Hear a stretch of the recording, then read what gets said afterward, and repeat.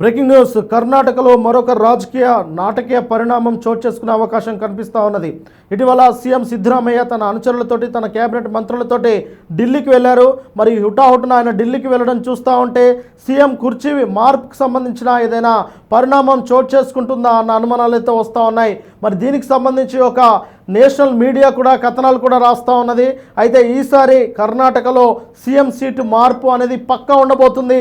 CM కుర్చీ పైన ఎవరు ఊహించని వ్యక్తి కూర్చోబోతా ఉన్నారని చెప్పేసి పెద్ద ఎత్తున కథనాలు కూడా వెలువడుతూ ఉన్నాయి. ముఖ్యంగా ఇటు డీకే శివకుమార్ అలాగే సిద్ధరామయ్య వీరిద్దరికి కూడా ఒకే సమయంలో షాక్ ఇవ్వనుంది కాంగ్రెస్ అధిష్టానం అనేదిగా ఇప్పుడైతే కొన్ని కథనాలు వస్తూ ఉన్నాయి. నిజంగా ఇన్ని రోజులు డీకే శివకుమార్ సిద్ధరామయ్య వర్గీయులు అలాగే వారిద్దరు కూడా ఫైట్ చేశారు. నేనంటే నేను కూర్చుంటాను అని చెప్పేసి వారిలో వారికి ఫైట్ ఉండేది.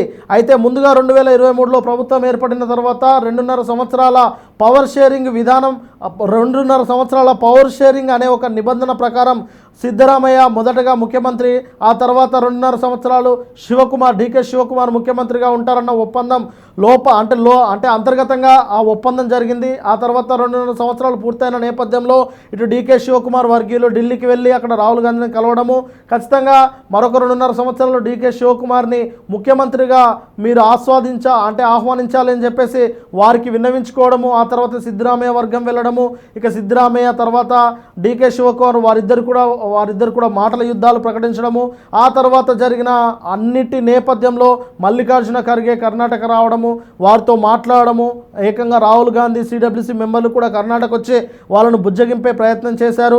మొత్తానికి ఏం జరిగిందో ఎలాంటి ఒప్పందాలు ఉన్నారో తెలియదు, కానీ మొత్తానికైతే డీకే శివకుమార్ ఇచ్చిన విందుకు సిద్ధరామయ్య వెళ్ళారు. సిద్ధరామయ్య ఇచ్చిన అల్పాహార విందుకు డీకే శివకుమార్ వచ్చారు. వారిద్దరూ కలిసిపోయారు, నవ్వుతూ కనిపించారు, మీడియా సమావేశాలు ఏర్పాటు చేసుకున్నారు. ఇక ఎలాంటి గందరగోళం లేదు అని చెప్పేసి అంతా తేల్చి చెప్పేశారు. మొత్తానికి ఫుల్ స్టాప్ కాదు, కేవలం కామా పెట్టారనేది తాజాగా జరుగుతున్న పరిణామాలను చూస్తుంటే అర్థమవుతా ఉన్నది. మరొకసారి సిద్ధరామయ్య ఢిల్లీకి హుటాహుటిన బయలుదేరారు. మంగళవారం 11 గంటలకు అటు కాంగ్రెస్ అధిష్టానంతో ఆయన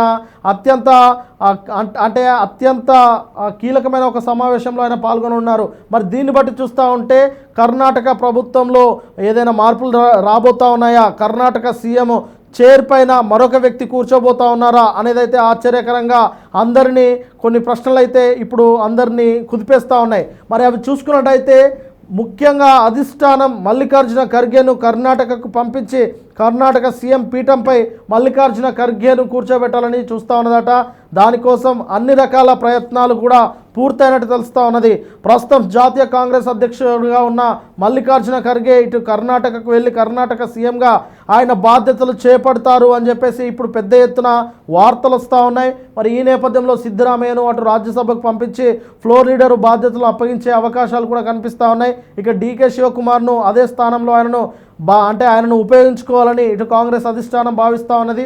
మరి మల్లికార్జున ఖర్గేను సీఎం సీట్పై కూర్చోబెట్టడం అంటే ఇప్పుడు డీకే శివకుమార్కు సిద్ధరామయ్యకు ఒకేసారిగా షాక్ ఇచ్చినట్టే. మరి ఈ తాజా వార్తలపైన కాంగ్రెస్ అధిష్టానం అయితే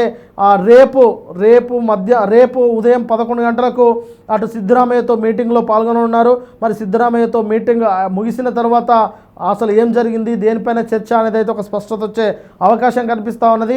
ఇప్పటివరకైతే మల్లికార్జున ఖర్గేనే సీఎం స్థానంలో చూస్తూ ఉన్నారు అందరూ. మరి దీనికి సంబంధించిన జాతీయ మీడియా కథనాలు కూడా వెలువడుతూ ఉన్నాయి. మరి సిద్ధరామయ్య అలాగే డీకే శివకుమార్ స్పందన ఎలా ఉంటుంది, మల్లికార్జున ఖర్గేను సీఎంగా అనౌన్స్ చేస్తే అనేది అయితే ఇప్పుడు అందరినీ కాస్త ఆసక్తిగా కర్ణాటక రాజకీయాల వైపు చూసేలా చేస్తూ ఉన్నది. చూడాలి మరి ఏం జరగబోతుందో. రేపు మధ్యాహ్నం కల్లా దీనిపైన ఒక క్లారిటీ వచ్చే అవకాశం అయితే కనిపిస్తూ ఉన్నది.